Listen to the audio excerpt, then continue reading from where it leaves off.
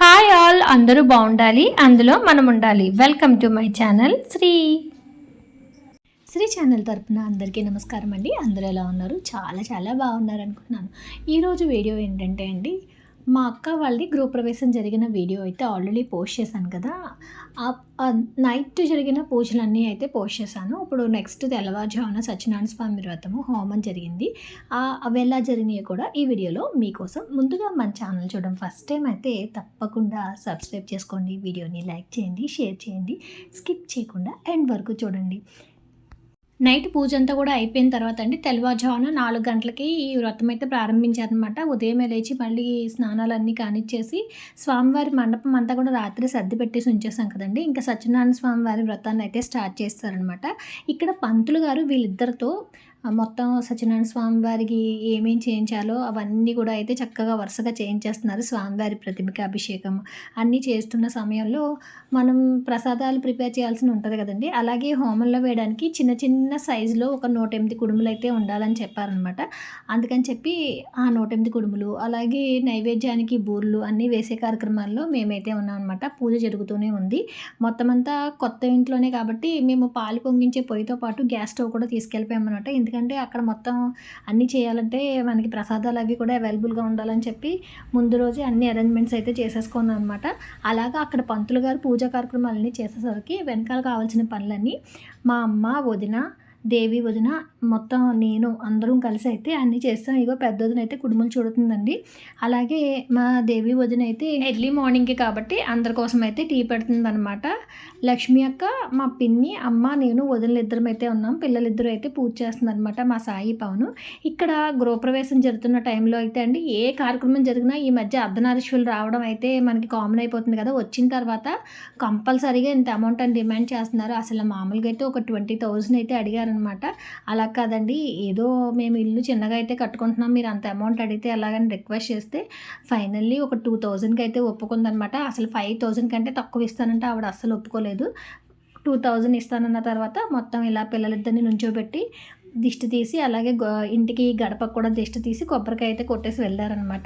ఇలా వీళ్ళు వచ్చారని చెప్పి ఆల్రెడీ ఇక్కడ మార్క్ చేసుకోవాలి, లేదంటే వేరే వాళ్ళు వస్తే మళ్ళీ వాళ్ళకు కూడా అమౌంట్ ఇవ్వాలన్నమాట.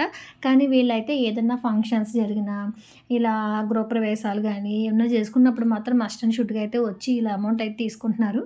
హోమగుండాన్ని చూసారా, ఈ మొత్తం అయితే ముందు వరిపిండి వేసి తర్వాత పైన పసుపు కుంకుమతో నేను మొత్తం అయితే అలంకరణ చేశానండి. మనం అగ్నిదేవుడికి ఈ హోమం చేసేటప్పుడు ఆ చుట్టూ ఉన్న హోమగుండాన్ని ఎంత అందంగా అయితే చేస్తే పూజ అంత బాగా ఉంటుందని, అగ్నిదేవుడు సంతోషిస్తాడని అంతకుముందు హోమం చేసిన పంతులు గారు అయితే చెప్పారనమాట. ఇక్కడ పంతులు గారు అయితే మీకు నచ్చినట్టు అందంగా అయితే చేయండి అని చెప్పి అసలు ఎలా చేయాలో ఫస్ట్ అయితే కొంచెం చెప్పారనమాట. అలాగే మొత్తం అలంకరణ అంతా పూర్తి చేశాను. అసలు కొత్త ఇంట్లో లక్ష్మీ గణపతి హోమం ఎందుకు చేసుకుంటారో కూడా చిన్నగా అయితే తెలుసుకుందాం. కొత్త ఇంటి గృహప్రవేశం సమయంలో ఇంటికి సకల సౌభాగ్యాలు, సంపదలు కలగాలని చెప్పి, ఎటువంటి నెగిటివ్ ఎనర్జీస్ ఉన్నా పోవాలని చెప్పి వాటికి కావాల్సిన పూజలన్నీ కూడా చేస్తూ ఉంటారండి. అలాగే మనకి వాస్తు పూజ చేస్తూ ఉంటారు, గణపతి పూజ చేస్తూ ఉంటారు, వెంకటేశ్వర స్వామి వారి దీపారాధన చేసి స్వామివారిని పూజించుకుంటారు, సత్యనారాయణ స్వామి వారి వ్రతం చేసుకుంటాం. ఇవన్నీ కూడా మన సంప్రదాయం ప్రకారం తరతరాలుగా నడుస్తున్న పూజా కార్యక్రమాలు. అలాగే ఈ మధ్యకాలంలో ఎక్కువగా లక్ష్మీ గణపతి హోమాన్ని అయితే చేయించుకుంటున్నారు. వినాయకుడు మనకి ఎదురయ్యే ప్రతి ఇబ్బందిని దూరం చేసి అన్ని పనులు నిర్విఘ్నంగా జరిగేలాగా, ఇల్లు ఎప్పుడు సక్రమంగా నడిచేలాగా ఉంటారని చెప్పి గణపతికి, అలాగే అష్ట ఐశ్వర్యాలు, సౌభాగ్యాలు కలగడానికి లక్ష్మీదేవిని పూజ చేస్తూ ఉంటారు. లక్ష్మీదేవిని పూజిస్తే అంతా శుభసూచకంగా ఉంటుందని, గణపతిని పూజిస్తే ఎలాంటి విఘ్నాలు కలగవని వీరిద్దరినీ కలిపి మనం పూజ చేస్తూ లక్ష్మీ గణపతి హోమం అయితే చేస్తాం. ఇలా హోమమే ఎందుకు చేయాలంటే, హోమం చేసేటప్పుడు మనం హోమంలో సమర్పించే ద్రవ్యాలన్నింటినీ కూడా అగ్నిదేవుడు మనం ఏ దేవతలకు సమర్పించాలనుకుంటున్నామో వారికి తీసుకెళ్ళి స్వయంగా అయితే సమర్పిస్తారంటండి. అందుకని చెప్పి ఇలా హోమ రూపంలో లక్ష్మీ గణపతి హోమం అయితే అయితే చేస్తూ ఉంటారు. పంతులు గారు ఈ హోమం జరిగిన తర్వాత అసలు హోమం ఎందుకు చేస్తాం ఏంటి అనే విశేషాలను కూడా చాలా అందంగా అయితే వివరించి చెప్పారండి. అంటే కొంతమంది అయితే ఇలా హోమం ఎందుకు మొత్తం హోమ ద్రవ్యాలన్నీ కూడా అలా అగ్నిలో వేస్తాం కదా! అలా ఎందుకు మొత్తం అన్నిటిని అగ్నిలో వేసేయడం అని అనుకుంటారు. అంటే ఇప్పుడు మనం దేవుడికి పువ్వులతో పూజ చేస్తూ ఉంటాం. ఆ పువ్వులు స్వామివారికి సమర్పిస్తాం. అలా ఇక్కడ ఏంటంటే మనం ఏ ద్రవ్యం సమర్పించినా అది హోమగుండంలో అంటే అగ్నిదేవుడికి సమర్పిస్తే అగ్నిదేవుడు స్వయంగా తీసుకెళ్ళి మనం గణపతికి సమర్పించిన వాటిని గణపతికి, లక్ష్మీదేవికి సమర్పిస్తే లక్ష్మీదేవికి, విష్ణుమూర్తికి సమర్పిస్తే విష్ణు ఇలా ఏ దేవతకి సంబంధించి పూజ చేస్తే వాళ్ళకైతే అందిస్తారని చెప్పి ఇక్కడ హోమం చేస్తామని పంతులు గారు కూడా చెప్పారండి. అలాగే ఇక్కడ మేమందరం ఎంతమంది అయితే ఉన్నామో అందరితో ఆ హోమంలో ద్రవ్యాలన్నీ కూడా పంతులు గారు చాలా చక్కగా దగ్గరుండి చేయించారు. నిజంగా మా అందరికీ కూడా చాలా సంతోషంగా అనిపించిందండి. వాళ్ళందరితో పాటు మేము కూడా హోమంలో పాలు పంచుకున్నాం అనమాట. హోమంలో 108 ఎర్రని పూలతో అయితే చేస్తారండి. లక్ష్మీ గణపతి హోమంలో అసలు ఫస్టు తామర పూలు ఉంటే తామర పూలతో చేస్తారు. తామర పూలు లేకపోతే కలువ పూలతో చేస్తారు. ఎర్రని కలువలు కూడా లేకపోతే ఎర్రని గులాబీలు ఉంటాయి కదండీ! ఆ ఎర్రని గులాబీలు అయితే చేస్తారనమాట. ఇక్కడైతే ఫస్ట్ 108 కుడుములతో చేయించారు.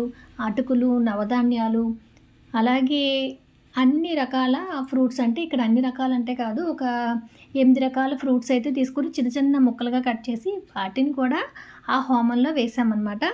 పూజా ద్రవ్యాలు అందరికీ ఇచ్చి వారి చేత ఆ హోమంలో అయితే అవన్నీ వేయించారు. ఓం శ్రీం హ్రీం క్లీం గ్లౌం హ్రీం గణపతయే పరవర్త సర్వజనమే పదమానయ స్వాహ స్వాహ లక్ష్మీ గణపతయే నమః. ఓం శ్రీం హ్రీం క్లీం గ్లౌం హ్రీం గణపతయే పరవర్త సర్వజనమే పదమానయ స్వాహ స్వాహ లక్ష్మీ గణపతయే నమః. ఓం శ్రీం హ్రీం క్లీం గ్లౌం హ్రీం గణపతయే పరవర్త సర్వజనమే పదమానయ స్వాహ స్వాహ లక్ష్మీ గణపతయే నమః. ఓం శ్రీం హ్రీం క్లీం గ్లౌం హ్రీం గణపతయే పరవర్త సర్వజనమే పదమానయ స్వాహ స్వాహ లక్ష్మీ గణపతయే నమః. ఓం శ్రీం హ్రీం క్లీం గ్లౌం హ్రీం గణపతయే పరవర్త సర్వజనమే పదమానయ స్వాహ స్వాహ లక్ష్మీ గణపతయే నమః.